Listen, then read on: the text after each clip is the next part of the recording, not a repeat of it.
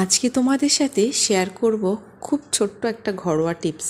সেটা কিন্তু খুব উপকারী। আমি তো অবশ্যই উপকার পেয়েছি, তাই তোমাদের সাথেও শেয়ার করতে চাই। এই উপকারটা আমাকে কিন্তু করেছে আমার এক দিদি, তার নাম মাম্পি ব্যানার্জি।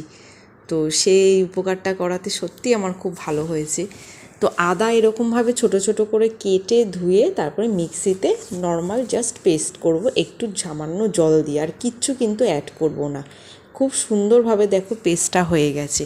আর গোটা জিরেটাকে আমি আগে থেকে একটু ভিজিয়ে রেখেছিলাম নর্মাল ওয়াটারে।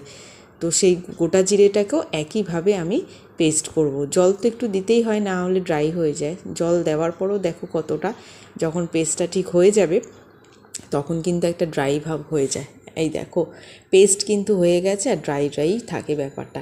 এবার আমি দুটো কাঁচের বটলে দুটোকে সেপারেটভাবে স্টোর করব। কাঁচের বটলের মধ্যে করলে কোনো কন্টেনারে জিনিসটা খুব ভালো থাকে, এয়ারটাইট, ফাঙ্গাসটা পড়ে না।